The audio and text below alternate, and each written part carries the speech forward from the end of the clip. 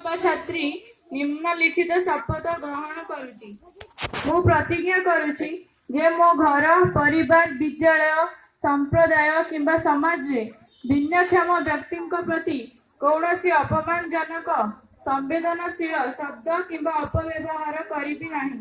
मु स्वीकार करुची जे एभली भाषा भिन्नक्षम व्यक्ति मर्यादा सम्मान एवं अधिकार को क्षति पहुंचाई पारे।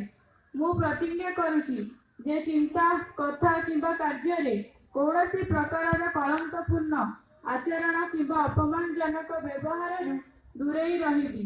मु स्वीकार करुची जे एभली कार्य मनोबल ह्रास एवं भेदभाव सृष्टि करिथाए, जहाको दूर करिबा पई मु सक्रिय भावे कार्य करिबी। मु प्रत्येक मनुष्यर मर्यादा एवं मूल्य बजाय रखिबा पई प्रतिश्रुतिबद्ध। सेमानकर अक्षमता अछि कि नहीं ताहा निर्विशेष मु समस्त व्यक्ति को विशेषण को सम्मान बुझापड़ा एवं निरपेक्षतार सह व्यवहार करिबी। यह सुनिश्चित करिबी जे केही सेमानक दक्षता किंबा पार्थक्य हेतु अवहेलित हेबे नाही। मु मोर व्यक्तिगत सामर्थ्य एवं आमे समस्त अंशीदार करुथिबा सामूहिक सामाजिक दायित्वर अंश स्वरूप भिन्नक्षम व्यक्ति को साहाय्य करने एक आंतरिक प्रतिश्रुति देउची।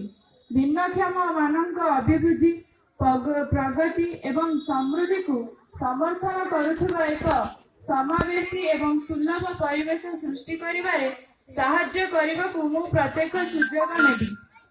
मु एपरी एक समाज दिगरे कार्य करने शपथ नेउची जे जेउठारे भिन्नक्षम व्यक्ति माने सशक्त हेबे एवं सामूहिक कल्याण रे योगदान करने को सक्षम हेबे। मु स्वीकार करुची जे जेतेबेले प्रत्येक व्यक्ति दक्षता निर्विशेष रे उन्नति करिवार सुयोग पांती सेतेबेले आमर भविष्य उन्नत एवं अधिक स्थायी होइथाए। एही शपथ ग्रहण करी मु समस्तक पई सम्मान समावेशिता एवं सम्मानता बजाय रखुथिबा एक समाज सृष्टि करिबारे मोर भूमिका को स्वीकार करुची।